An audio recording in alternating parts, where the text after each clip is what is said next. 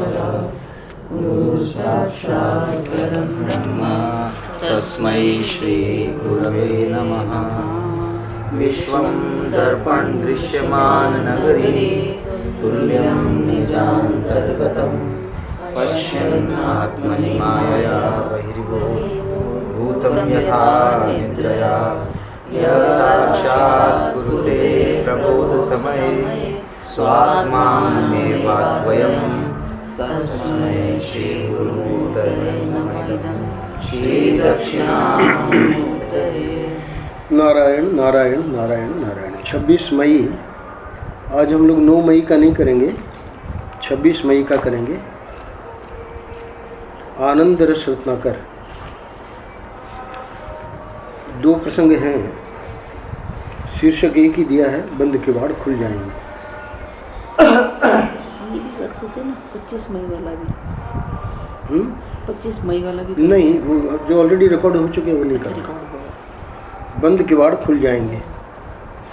तो इसमें 2 प्रसंग हैं, हम लोग क्रम से लेंगे। पहला प्रसंग मांडुक्य प्रवचन आगम प्रकरण से, जिनके पास पुस्तक नहीं है वो लोग ध्यान से सुने। और दूसरा प्रसंग है कठोपनिषद प्रवचन से। तो मांडुक्य प्रवचन से जो प्रसंग है, क्योंकि आज मतलब ये 26 मई का है, आज तो 9 मई है, पर प्रत्येक माह के अंत के जो पृष्ठ हैं वो वेदांत के हैं। तो उस दृष्टि से ये दोनों प्रसंग वेदांत के ही हैं, एक मांडुक्य और एक कठोपनिषद। मांडुक्य उपनिषद में किसी प्रसंग विशेष में महाराज से बहुत महत्वपूर्ण बात हम लोगों को आज बताने जा रहे हैं, यानी अक्षय तृतीया का दिन है आज। तो शीर्षक है बंद किवाड़ खुल जाएंगे।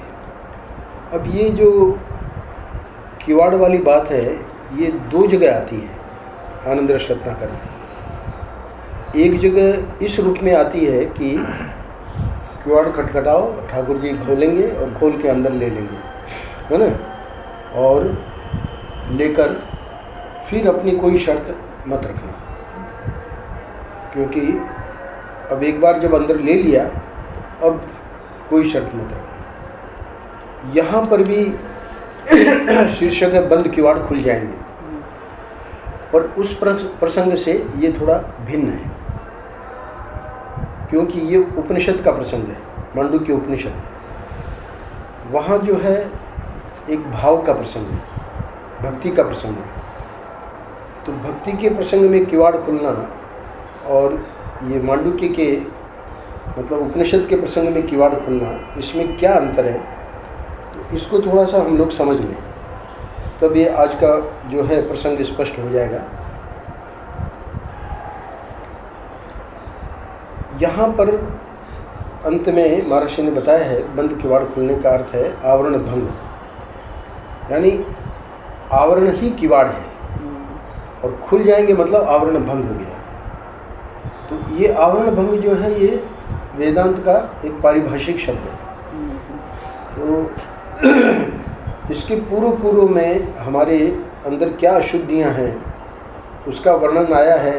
वासना संबंधी मल में राग द्वेष और विक्षेप में मन की चंचलता।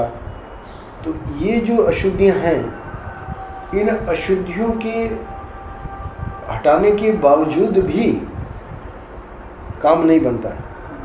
यानी कल्पना करें कि भाई वासना नहीं के बराबर है ना, व्यक्ति निर्वासन हो गया है, जो कि संभव नहीं है, क्योंकि ज्ञान के बाद ही, आवरण भंग के बाद ही निर्वासनता, पूर्ण निर्वासनता प्राप्त है। क्योंकि जब तक व्यक्ति है तब तक तो वासना रहेगी। आवरण भंग का अर्थ है कि अब वो व्यक्तित्व ही समाप्त हो गया।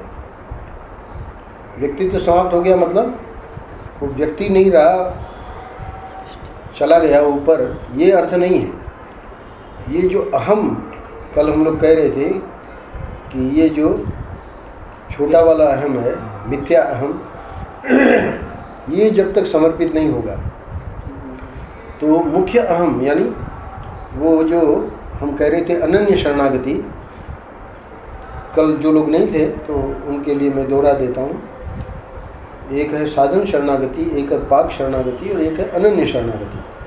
तो भक्ति की भाषा में जो अनन्य शरणागति है, वहीं पर महर्षि ने ईश्वर दर्शन की श्रेणियों में इस बात को रखा है कि जो भक्त के हृदय में है कि और सब तो कुछ हो गया, यहाँ तक कि भगवान ने यह भी कह दिया कि मैं तेरा हूँ, पर ये नहीं कहा कि हम और तुम अभिन्न हैं। तो ये जो अभिन्नता वाली अभी भक्त को लग रही है कि ये बात अभी बनी नहीं, अब जब भगवान ने कह दिया कि हम और तुम अभिन्न हैं, तो अब ये छठी श्रेणी यानी यात्रा पूर्ण हो गई, पायो महाविश्राम। तो यहाँ पर भक्ति की भाषा में अनन्य शरणागति, और वहीं पर महर्षि ने टिप्पणी में लिखा है कि वेदांत की भाषा में इसी को आवरण भंग कहते हैं, यानी ईश्वर दर्शन की जो छठी श्रेणी है अभिन्नता वाली, वही आवरण भंग है। आज वाला जो है बंद किवाड़ खुल जाएंगे, यहाँ महर्षि उस आवरण भंग की ओर संकेत कर रहे हैं और बहुत ही सरल शैली में समझाएंगे कि ये कैसे संभव है। पर इसके पूर्व हम उस प्रसंग को भी ले लेते हैं जहाँ ये बात आई कि है ना, हमने दरवाज़ा खटखटाया और उन्होंने खोला और हमको अंदर ले लिया। तो अगर इसको हम आवरण भंग माने तो उसको हम क्या माने? तो इसके लिए परम पूज्य महाराज श्री 15वें अध्याय के व्याख्या में एक जगह बताए हैं कि ये जो साधक है, जो इस साधक की जो बुद्धि है, इस बुद्धि को जब तक, क्योंकि इस बुद्धि का जो पति है वो तो परमेश्वर है और इस बुद्धि का जो बाप है वो है गुरु।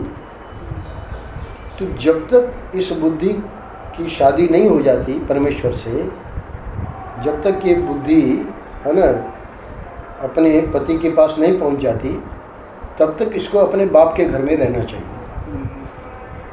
यहाँ पर आप ध्यान दीजिए कि बुद्धि सामान्य लोगों की, परमेश्वर की बात तो छोड़ ही दीजिए, वो तो बहुत आगे की बात है, बाप के घर में है कि नहीं, ये भी एक बहुत बड़ा प्रश्न है। क्यों कि सब मनमानी तो चल रही है, सामान्य लोगों की बात कह रहा हूँ, सत्संगियों की नहीं। तो ये मतलब जो मनमानी वाला है, यानी गुरुमुखी भी नहीं है, मनोमुखी है, उसके लिए कहा जा रहा है कि दरवाज़ा खटखटाओ। क्यों? क्योंकि किसी पुण्यवशात उसके हृदय में आया कि अब मुझे है ना इंसान बनना है। तो वो इंसान बनने के लिए मनोमुखी वाली विधा नहीं चलेगी। तो दरवाज़ा खटखटाएंगे तो ये जो ठाकुर जी सद्गुरु रूप में हैं वो खोलेंगे। अब ये बुद्धि जो है बाप के घर में पहुंच गई। बुद्धि जब बाप के घर में पहुंच गई, अब सद्गुरु जो है वो दरवाज़ा बंद कर देंगे। आप लोग जितने यहाँ बैठे हैं आप लोगों को पता है, भले हम लोग अपने को समझते हैं कि हम स्वतंत्र हैं, है ना, कहाँ स्वतंत्र हैं? श्याम जी जैसे महापुरुष को हम डांट सकते हैं जबकि हमारी औकात नहीं है, पर क्यों?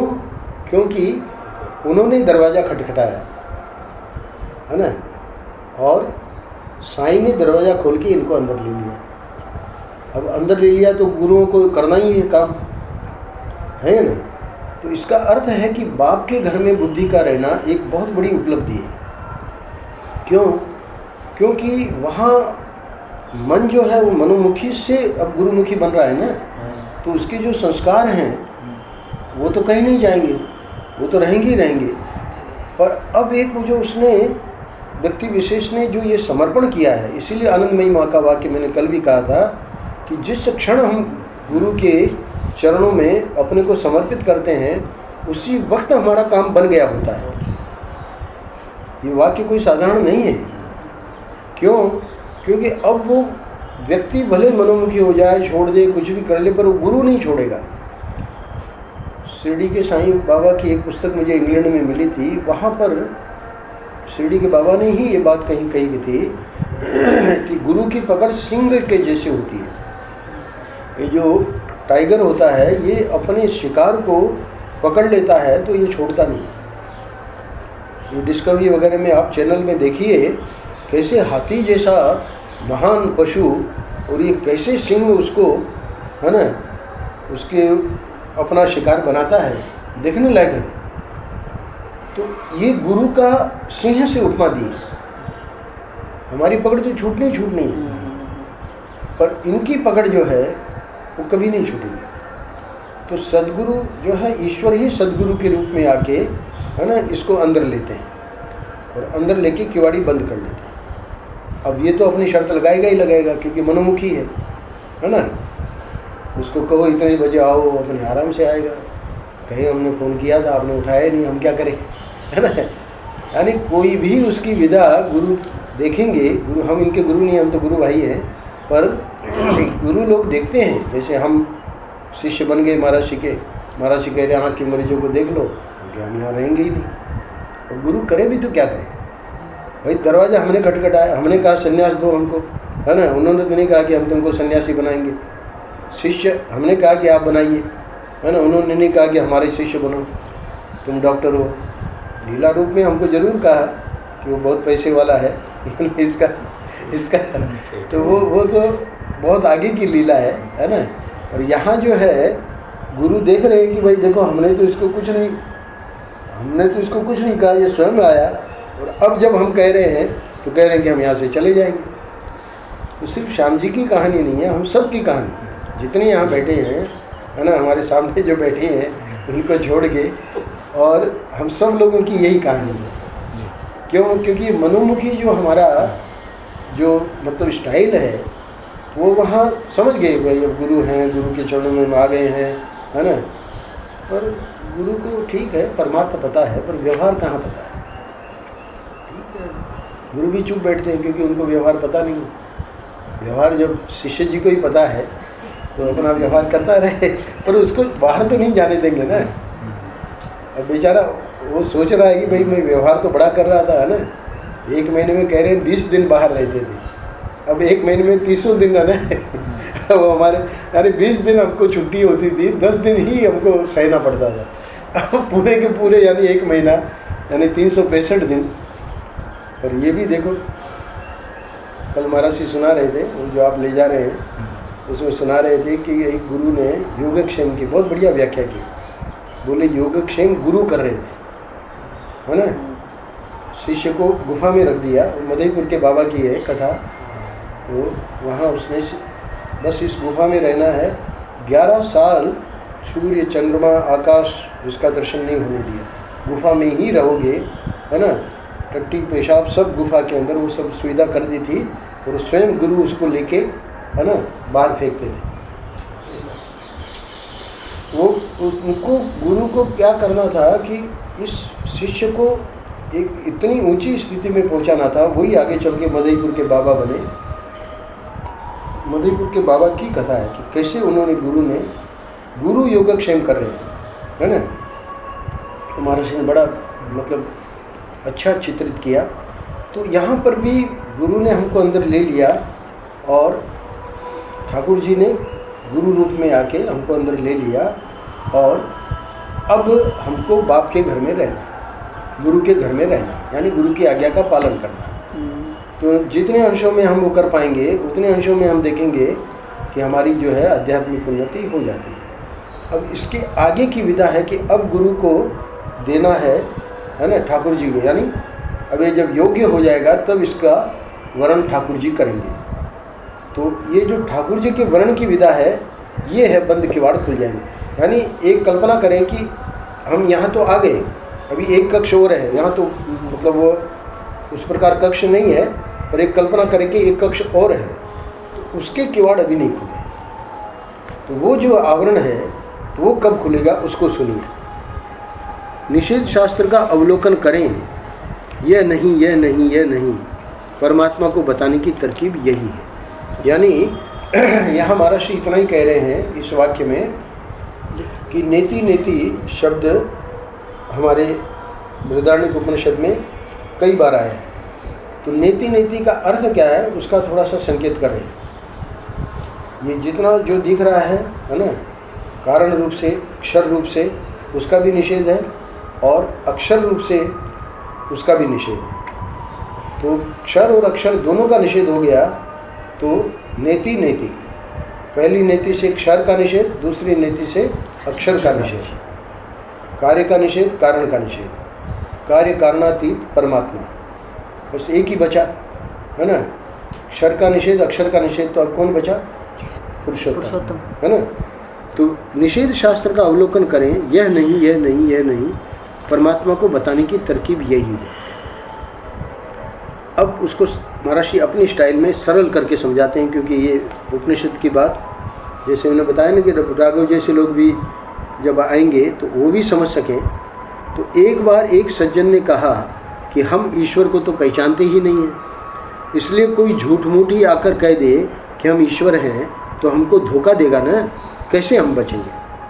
तो जिस महात्मा से बातचीत हो रही थी उन्होंने कहा कि अच्छा, तुम ईश्वर को नहीं पहचानते, मनुष्य को तो पहचानते हो ना? बोले हाँ, मनुष्य को तो पहचानते हैं। अच्छा, तो तुम मनुष्य को ईश्वर मत मानना।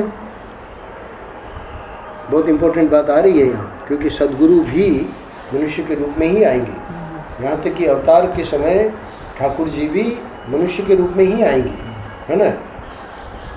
इसीलिए ये बंद किवाड़ खुल जाएंगे, ये बहुत कठिन है।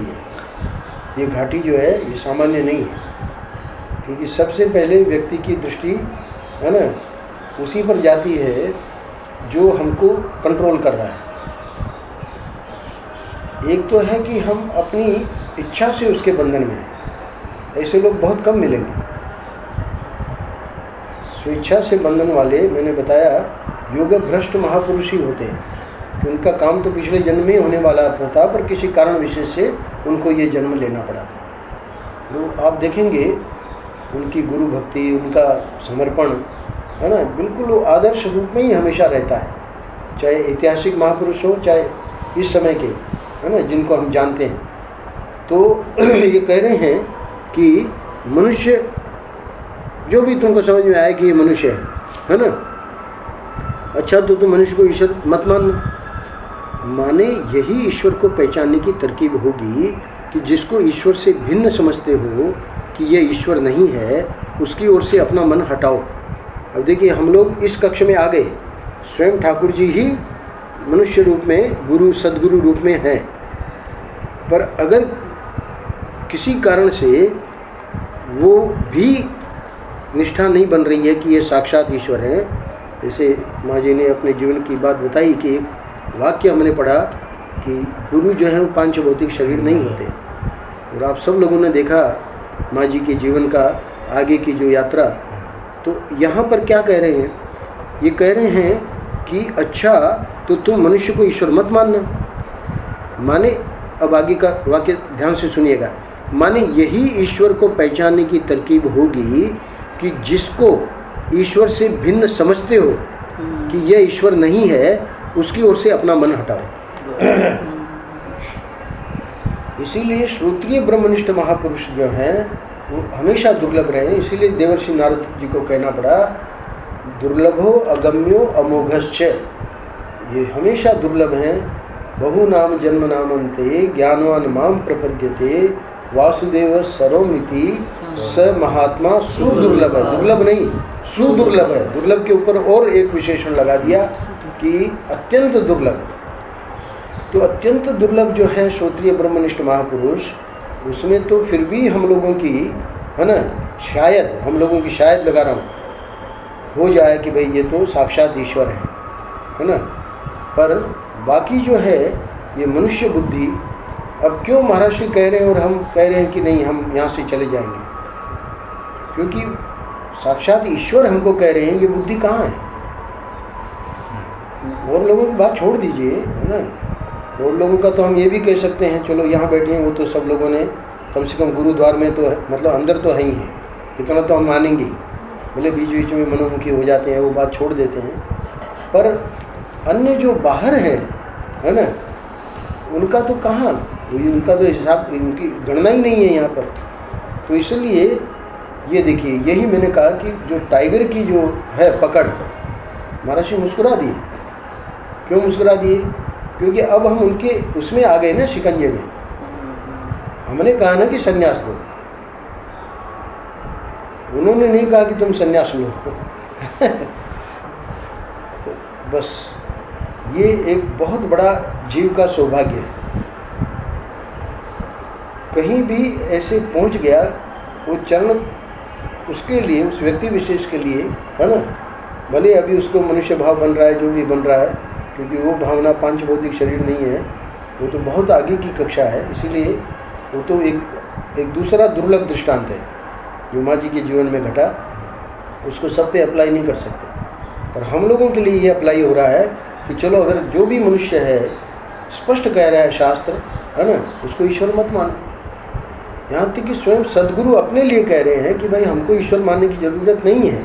हम जिसको ईश्वर बता रहे हैं वो किसको बता रहे हैं? प्रत्येक आत्मा। वेदांत का है ना ये, वेदांत के पृष्ठ में यहाँ परोक्ष ईश्वर नहीं, कृष्ण राम अवतार नहीं, प्रत्येक आत्मा जो कि ब्रह्म रूप में है, उसी को यहाँ परमात्मा पुरुषोत्तम, है ना।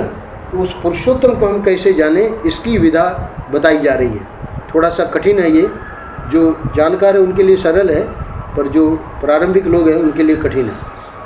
कह रहे हैं कि ईश्वर अच्छा, तो तुम मनुष्य को ईश्वर मत मानना, माने यही ईश्वर की पहचानने की तरकीब होगी कि जिसको ईश्वर से भिन्न समझते हो कि ये ईश्वर नहीं है। तो गुरु तो स्पष्ट कहते हैं, सदगुरु, देखो मैं सृष्टि की उत्पत्ति नहीं कर सकता, मैं पालन नहीं कर सकता, है ना, मैं संहार नहीं कर सकता, मैं ईश्वर कहाँ हूँ? सदगुरु स्वयं अपना निषेध कर रहे हैं। पर ठीक है, शिष्य की श्रद्धा है कि सदगुरु हमारे जो हैं वो ईश्वर है। क्यों? क्योंकि इस समय जो ईश्वर है, उन्होंने ये सदगुरु का रूप किस कार्य के लिए लिया है? अनुग्रह के लिए। तो दूसरे जो अनुग्रह निग्रह में 5 कृत्य हैं, हम भी जानते हैं कि सदगुरु ये सब नहीं कर रहे हैं, है ना। उससे क्या हो? महर्षि का सदगुरु और शिष्य वाले पृष्ठ में ये वाक्य है कि सदगुरु कौन है? साक्षात ईश्वर, है ना, अनुग्रह की मूर्तिमान। तो ईश्वर को जब अनुग्रह कृत्य करना होता है, यानी हम लोगों को घड़ना होता है, तब वो सदगुरु का रूप लेके आते हैं और तब हमें अपने कक्ष में ले लेते हैं। तो हम सब साईं के, है ना, महर्षि के, आप लोग माँ जी के, है ना, हम महर्षि के श्री चरणों में, माँ जी भी महर्षि के चरणों में, है ना, हम लोग सब ही हैं। तो अब प्रश्न आगे का है कि हमारे लिए, है ना, वो सदगुरु ही ईश्वर है। पर शास्त्र कह रहा है कि सदगुरु जब निषेध कर रहा है कि मैं ईश्वर नहीं हूँ, तो फिर अब उसको जानो कि ईश्वर क्या है। हम ये नहीं कहते कि क्या ईश्वर है और क्या ईश्वर नहीं है, लेकिन तुम्हारी बुद्धि, तुम्हारा मन, तुम्हारी आँख जिस चीज़ को ईश्वर नहीं मानती, उसकी ओर से तो अपना मन हटा लो ना। अब दृष्टांत देके समझा रहे हैं। पैसे को ईश्वर मानते हो कि नहीं? नहीं मानते हैं। अच्छा, उसकी ओर से अपना मन हटाओ। अपने रिश्ते नातेदार को ईश्वर मानते हो कि नहीं मानते हो? बोले नहीं मानते हैं। तब तुम उधर से मन हटाओ। यहाँ तक कि अपनी बुद्धि, अपनी इंद्रियों, अपने अहंकार को ईश्वर मानते हो कि नहीं मानते हो? नहीं मानते। क्योंकि सत्संगी हो गया ना, बाप के घर में रह के इतनी बुद्धि तो उसमें आई गई कि भाई हमारी बुद्धि, हमारी इंद्रियां, हमारा अहंकार ईश्वर कैसे हो सकता है। आसुरी संपत्ति में भगवान ने 16वें अध्याय में कहा है कि ये जो असुर लोग हैं, है ना, देवी संपत्ति वालों को छोड़ दीजिए, सत्संगियों की बात छोड़ दीजिए। आसुरी संपत्ति वाला क्या कहता है? ईश्वरो अहम, अहम भोगी, है ना, सिद्धो हम, बलवान सुखी, यानी वो अपने को ईश्वर कहता है ना। पर यहाँ सत्संगी की बात चल रही है कि क्या अपनी बुद्धि, अपनी इंद्रियों, अपने अहंकार को ईश्वर मानते हो कि नहीं मानते हो? तो हम कोई असुर थोड़ी है। असुर लोग तो कह देंगे भाई मैं ही ईश्वर हूँ, पर नहीं। देवी संपत्ति वाला अपने को, हम तो कुछ नहीं है, नहीं मानते। नहीं मानते हो तो उधर से मन को हटाओ, है ना। तो ये भी चर्चा चल रही थी, शरीर में कोई व्याधि की, भले उधर से मन को हटाओ ना, जो ईश्वर वो नहीं है। तुम ये निश्चय करो कि जो जो चीज़ तुम्हें ईश्वर नहीं मालूम पड़ती, उधर उधर से अपने मन को हटा लो। बहुत बड़ी बात महर्षि कह रहे जी, जी, हैं। जी। हम देखेंगे कि भले हम लोग बाप के घर में हैं, है ना, पर ये मन को हटाना यही तो नहीं बन रहा है। तो कह रहे हैं मांडुक्य उपनिषद में, महर्षि मांडुक्य उपनिषद की चर्चा कर रहे हैं, इसलिए ये बात ध्यान रखनी है ना, कोई भक्ति की चर्चा नहीं कर रहे हैं यहाँ पर। तो यही तो ईश्वर को पाने का उपाय है। कौन से ईश्वर को? भक्ति वाले ईश्वर को नहीं, पुरुषोत्तम को, क्योंकि पुरुषोत्तम ही भक्ति वाला ईश्वर बना हुआ है। पुरुषोत्तम को प्राप्त कर लिया मतलब हमने सब कुछ प्राप्त कर लिया। अभी परोक्ष रूप से ईश्वर का हमारा भाव है, भक्ति बनी हुई है, वो ठीक है, वो हमारी कक्षा ठीक है, पर उससे आगे की कक्षा उपनिषद बता रहा है। ये बात ध्यान में रखनी है, ये तो कन्फ्यूजन होगा कि वही ईश्वर तो हम उसी को कह रहे हैं, राम को, कृष्ण को। तो भगवान कृष्ण स्वयं देवर्षि नारद को कह रहे हैं कि ये जो तुम हमको देख रहे हो, ये मेरा माया का रूप है, ये मैं, है ना, ये मैं नहीं हूँ। तो आप कौन है? भगवान अपने को बताते हैं मैं पुरुषोत्तम यानी तत्व। तत्व जो है वो है HHO, है ना, सच्चित आनंद। तो HHO रूप से यानी सच्चित आनंद रूप से जो तत्व है, उसका मांडुक्य उपनिषद हमको यहाँ दर्शन करवा रही है। महर्षि उसकी व्याख्या कर रहे हैं, है ना। आप ये मत समझिएगा कि भाई महर्षि ईश्वर का खंडन कर रहे हैं या सद्गुरु का खंडन कर रहे हैं, क्योंकि सद्गुरु भी मनुष्य रूप में आएगा, ईश्वर को भी लीला करनी होगी तो मनुष्य रूप में आएगा।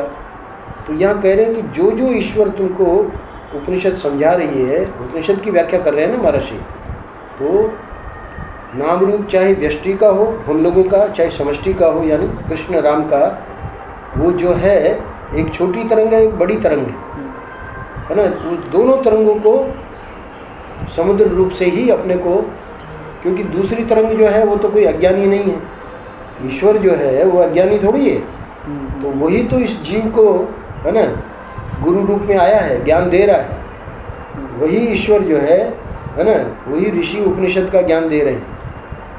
तो इसलिए इसको समझते हुए चलना है कि उपनिषद वाली कक्षा में उस ईश्वर का खंडन नहीं है जिसमें हमारी भक्ति है, जिसकी हम पूजा करते हैं, है ना, दिन रात उसी का नाम जप करते हैं, उसका खंडन हो ही नहीं सकता। क्योंकि ईश्वर चैतन्य और जीव चैतन्य, जीव चैतन्य यानी हमारा भी जो चैतन्य है, उसका बाध नहीं हो सकता। वेदांत भी उसको निषेध नहीं कर सकता। निषेध किसका किया जा रहा है? उपाधि का। उपाधि का क्यों निषेध किया जा रहा है? क्योंकि वो माया की है। तो माया वाली जो उपाधि है, उस उपाधि का अभी हम, वो जो ईश्वर वाली माया की उपाधि है, उसका नहीं हम अभी निषेध कर पाएंगे। तो इसलिए वैष्णवाचार्यों ने कहा कि उसका आपको उपनिषद में जाने की जरूरत ही नहीं है, उसका कभी निषेध मत करो। माया का अर्थ कर लो कृपा। यहाँ हम कह रहे हैं माया का मतलब जादू, है ना, बिना हुए भास रहा है। तो इसलिए वेदांत में माया का अर्थ अलग है, वैष्णव के लिए माया का अर्थ अलग है। तो इसलिए वहाँ हमारी पूजा, हमारा जप, हमारा जो है प्रेम ठाकुर जी से, है ना, उसका हमको निषेध नहीं करना है। उपनिषद को प्रणाम है ना। उनको उपनिषद ज्ञान नहीं चाहिए। क्यों नहीं चाहिए? क्योंकि उनकी परंपरा है, उनके आचार्यों ने जैसे बताया वो वैसे ही कर रहे हैं। उसमें रामानुजाचार्य हो, चाहे वल्लभाचार्य हो, चाहे निम्बारकाचार्य हो, चाहे, है ना, अपने क्या नाम इनका, चैतन्य महाप्रभु हो, है ना।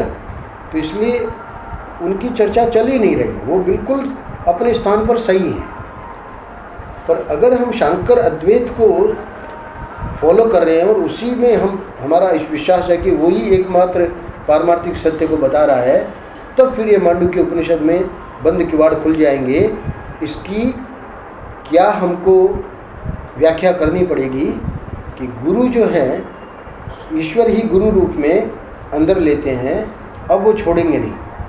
अब छोड़ेंगे नहीं मतलब अगर हमारी इच्छा है कि वो जो एक आपने और दरवाज़ा बना रखा है उसके अंदर क्या है, अगर किसी की जिज्ञासा हो जाए, कोई अपना प्रसन्न है कि बस ठाकुर जी मिल गए और हमको क्या चाहिए, ठीक है, ठाकुर जी भी उसके साथ सायुज्य मुक्ति और सब प्रकार की मुक्तियाँ वहाँ है। और इसलिए वहाँ पर वो जो है पूरी की पूरी संगति लग जाएगी कि उतनी में ही उसको संतोष है, कोई जिज्ञासा नहीं है। दरवाज़ा बना रहे हो, ठाकुर जी का अपना होगा, हमको क्या अधिकार है कि हम उसको पूछें कि वो दरवाज़ा किसका है? तो कोई कोई ऐसे कौतुकी होते हैं, पूछ लिया तब भी ठाकुर जी ने जवाब नहीं दिया, तो फिर भी उनको अब मैं माँ जी को आज दे रहा हूँ, तो उसमें महाराज जी ने कुछ 2-3 बातें बताकर और है ना चुप लगा गए कि असली बात तो कुछ और ही है, ऐसा करके। अब असली बात कुछ और ही है पर बता भी नहीं रहे, है ना। तो अब जो है श्रोता उनकी जिज्ञासा, बोले महाराज जी बताइए वो असली बात क्या है? अब वो बता देंगे तो फिर हमारे पास क्या रहेगा? अब और ज़्यादा इसका मतलब कि सचमुच में नहीं बताने जा रहे। नहीं महाराज जी थोड़ा संकेत कर दीजिए, कहता है थोड़ा संकेत कर दीजिए, पीछे से ध्वनि आएगी। बोले अच्छा परमेश्वर, सिर्फ परमेश्वर, यानी अब वो संकेत क्या किया, वही पुरुषोत्तम, यहाँ परमेश्वर ईश्वर है ना, उसकी अलग अलग व्याख्या कर लेना। सगुण साकार जो है वो इस कक्ष का है, और वो अब बता ही दीजिए, है ना। तो बताया है सिर्फ, बंद किवाड़ खुले नहीं है, खुलेंगे कब अभी सुनो। जब मन हम हटा लेंगे तब, है ना। अभी तो यहाँ बैठे हैं गुरु के घर में, तब भी मन जो है बार बार बाहर जा रहा है, तो सबसे मन हटाना पड़ेगा। शरीर से कह रहे इंद्रिय, अपनी बुद्धि, अपनी इंद्रियां, अपने अहंकार को ईश्वर मानते हो कि नहीं मानते हो? तो आसुरी संपत्ति थोड़ी बहुत होगी किसी में, तो बोले उसको तो हम थोड़ा थोड़ा मानते हैं। सच्ची बात है, उसको अगर हम नहीं मानते होते तब तो बहुत जल्दी इसकी जिज्ञासा हो जाती है ना। पर चूंकि यहाँ पर है कुछ हमारी मान्यता, दृश्य प्रपंच को मिथ्या करना बहुत बहुत आसान है। इसको कोई मिथ्या करके दिखावे, है ना, यही तो प्रतिबंध है। व्यक्तित्व का मोह, भोग्य सुख की आकांक्षा भी छोड़ो, व्यक्तित्व का मोह। मैं ही नहीं रहा, यानी गोविंदानंद गोपालगढ़ में नहीं रहा, है ना, तो हमारी श्याम जी और रचना का क्या होगा, मनोहरी का क्या होगा? ठीक है, ढो फिर उनको, बैठो 8 बजे तक, करो फोन करो। तो ये जो है सूक्ष्मता में भी अगर अहंकार रहा, है ना, व्यक्तित्व का मोह, मैं गोविंदानंद, है ना, गोपालगढ़ में कितना बड़ा विरक्त और कितनी बड़ी करुणा, तो उस करुणा को ढो भी। ये व्यक्तित्व का मोह जो है, इसीलिए महाराष्ट्र की कोटि के, साईं की कोटि के, उड़िया बाबा की कोटि के महापुरुष इधर नहीं देखने में मिलेंगे। क्यों देखने में नहीं मिलेंगे? क्योंकि जब महाराष्ट्र खुद बोल रहे हैं कि हमको एक भी जिज्ञासु नहीं मिला, तो इसकी दुर्लभता तो आप बिल्कुल महाराष्ट्र के रो भी 2.5 महीने पूर्व लीला समरण के, तो ये कुछ हंसी खेल नहीं है। ये जो बंद किवाड़ खुल जाएंगे आज का पृष्ठ है, ये तो बहुत आई ओपनर है। तो कह रहे हैं कि उधर से मन को हटाना, ये मुख्य आज के पृष्ठ की बात क्या है। जहाँ जहाँ लग रहा है ईश्वर नहीं है, वहाँ से मन को हटा लो। हम देखेंगे मन हट ही नहीं रहा है, कोशिश करके देख लो, है ना। वो तो ठाकुर जी कृपा कर दे, जब इधर की पूरी वासना खत्म हो जाए तब फिर मन हटे, है ना। बाकी तो वासनाएं, एक वासना हटाओ दूसरी, है ना, वो सब बाहर का हटा दिया, खाली होजरी की दुकान में बैठा दिया, दूसरी वासना, इसमें और कुछ कर लें। इनका तो हम दृष्टांत दे रहे हैं, पर सबकी अपनी अपनी कथा है। सब अपने अपने आत्मनिरीक्षण करेंगे तो देखेंगे कि भाई कुछ न कुछ बन जाते हैं, है ना, अनजान में, जान में नहीं कि भाई जानबूझ के प्लानिंग करके किया जा रहा है, अनजान में। वो जो वहाँ प्लॉट है, वहाँ पर एक बिल्डिंग बना लें, बच्चों के लिए भी बढ़िया हो जाएगा। हमारे साथ परामर्श किया जा रहा है, अब हम क्या करें? हम क्या कहें कि बना लो भाई। कभी भी जो है, कल एक बहुत बढ़िया बात राम कह रहे थे, बोले कि जितने शादी किए हुए संत हैं ना, बाद में जो बने हैं सन्यासी, आप बैठे थे क्या उस समय? हाँ जी। हाँ, तो उनको जब उनसे सलाह मांगी जाती है कि भाई हम शादी करें कि ना करें, है ना, तो वो तो शादी किए हुए हैं ना, तो बोले कर लो। अच्छा, कर लो बोले। हाँ, उन्होंने बाद में साइकोलॉजी उन्होंने कहा था जो कर चुके होते हैं वो कहते हैं निर्णय मत करो। हाँ, तो जो शादी किए हुए होते हैं और बाद में जो संत बने, जैसे बाबूजी का दृष्टांत, वो राम के पितामह है ना, तो राम के पिता एक दृष्टांत दिया, सच्चा दृष्टांत। कोई आए थे और उन्होंने किसी संत को पूछा, तो संत ने कहा कि कर लो शादी कर लो। तो वहाँ बाबूजी भी बैठे थे, उनके राम के पिता में। तो बाद में जब वो चले गए, उन्होंने कही है, क्योंकि प्रश्न पूछ रहा है कि करूँ कि नहीं करूँ, बोले कर लो। तो उन्होंने सोचा होगा कि भाई काफ़ी बेचारा भजन करने वाला है, काहे को इसको इसमें। तो फिर उस संत से चर्चा की बाबूजी ने, बोले कि अगर मेरे पास आता मैं तो इसको कहता कि बिल्कुल नहीं करना, आप पता नहीं कैसे कह दिए कि कर लो, है ना। तो हमको राम सुखदास जी की बात याद आई। हमने सुनाया राम को कि राम सुखदास जी के पास वो गाड़ोदिया करके एक यहाँ आया गोपालगढ़ में, उसने अपना सुनाया कि मुझे शादी करनी नहीं थी, माता पिता जी पीछे लग गए और हम सबके गुरु राम सुखदास जी थे। तो देखा कि बच्चे की इच्छा नहीं है, तो बोले अच्छा कोई बात नहीं। पेरेंट्स ने कहा कि राम सुखदास जी अगर कहें कि मत करो तो मत करना। ऐसा नहीं कि उनको जाके सिखा दिया, कुछ नहीं, तुम जाओ और उनसे बात कर लो। तो गया बेचारा, और बेचारा क्या, उसको पक्का था कि वो क्यों कहेंगे करो, है ना। तो कह रहा है गाड़ोदिया कि मैं नाम में उसका भूल गया हूँ, गाड़ोदिया उसका सरनेम है। तो गया और कहा कि ऐसे ऐसे पिताजी कह रहे हैं माता जी, और आप है ना आज्ञा कर दीजिए, हमको शादी नहीं करनी है। और वो कह रहे हैं कि अगर स्वामी जी कहेंगे तो हम मान जाएंगे। तो बोले बेटा तुम शादी कर लो। उसको लगा कि 100% ये मना कर देंगे, तो ये कह रहे हैं कर लो। तब उसने कहा कि फिर आपने क्यों नहीं शादी की? बोले कि चूंकि हमने शादी नहीं की इसीलिए हम तुमको कह रहे हैं कि तुम करो। राम सुखदास जी का जवाब देखिए, क्योंकि हमने शादी नहीं की इसलिए हम तुमको कह रहे हैं कि तुम करो। हमने नहीं की मतलब ये कितना कठिन है मार्ग, ये हमने अनुभव किया ना। तुम तो आवेश में आके और चलो, फिर वो जो वासना और जो है वेग, उसमें फिर पर्दे के पीछे तुम कुकर्म करोगे।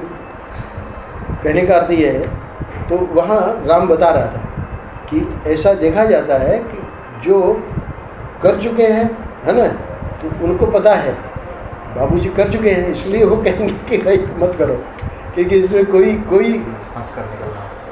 पर कहने का मतलब ये है, बात हमारी ये चल रही थी कि हम आ तो गए हैं गुरु के घर में, पर ये जो वासनाएं हैं, वो वासनाओं का निराकरण तो ऐसे नहीं होगा ना खाली सुनने से, या उसके लिए तो साधना जबरदस्त तपस्या करनी पड़ती है।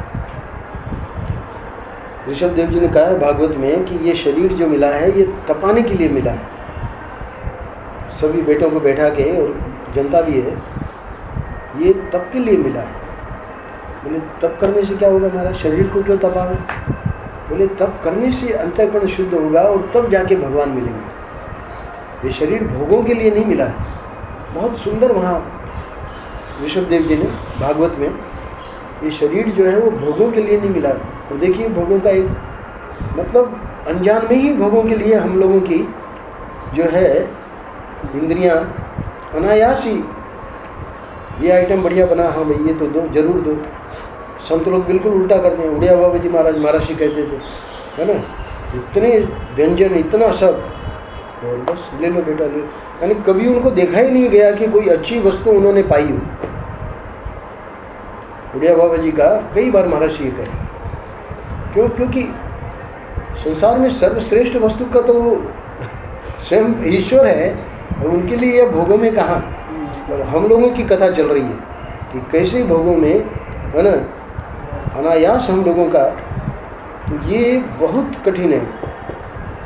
इसलिए संत लोग बड़ा देखते हैं, बड़ी मतलब हम लोगों को जो घड़ते हैं, तो घड़े कब, जब हम उनके हाथ से छिटक के बाहर न जाएं।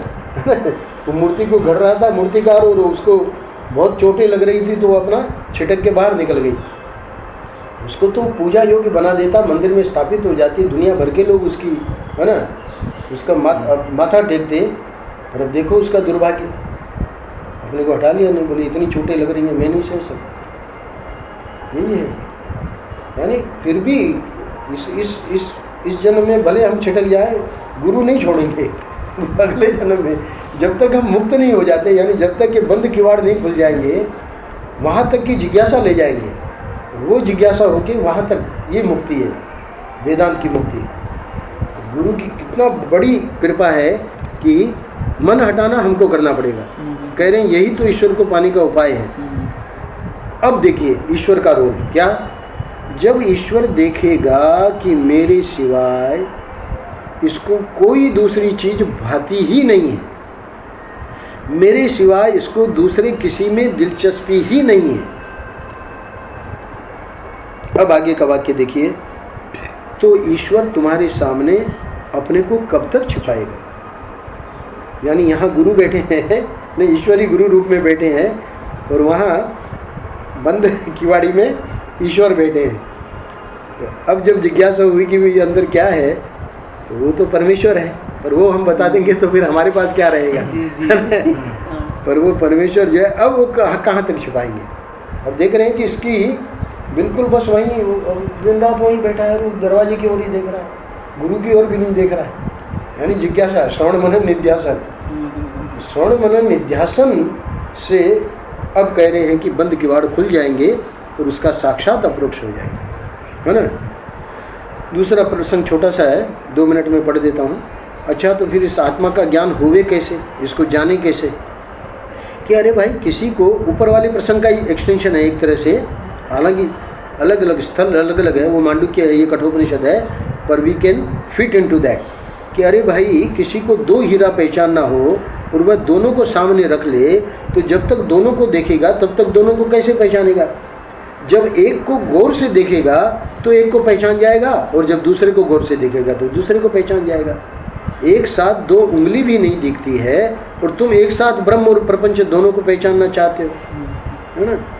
तो फिर वही अपना मन हटाओ, वही बात आ रही है, प्रपंच से दृष्टि हटाओ तब ब्रह्म की पहचान हो, और जब ब्रह्म की पहचान हो जाए तब, अब एक विशेष बात बता रहे हैं, क्योंकि बंद किवाड़ खुल जाने से फिर फायदा क्या होगा उसको भी सुन लो।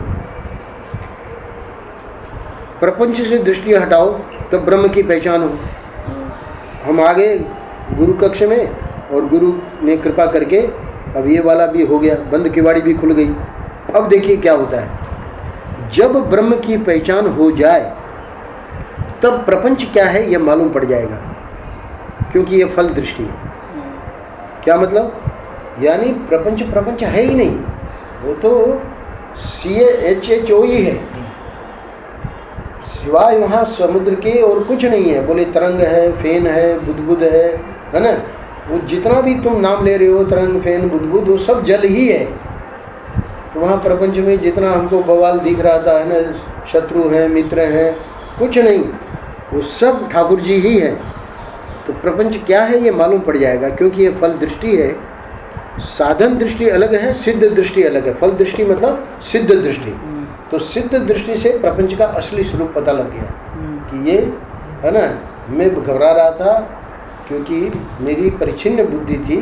अब पता लग गया, जब मैं था तब हरि नहीं, अब हरि है, मैं ना। तो जब तक अहम था तब तक हरि का नहीं अनुभव था, अब हरि है ना, ब्रह्म रूप ही है सब कुछ, अब मैं नहीं हूँ। तो साधन दृष्टि, बोले आपने पहले तो कहा था कि दरवाज़ा खटखटाओ अंदर ले लेंगे। बोले कि साधन दृष्टि यह है कि प्रपंच पर से दृष्टि हटाओ, है ना, वो वहाँ जरूरी था।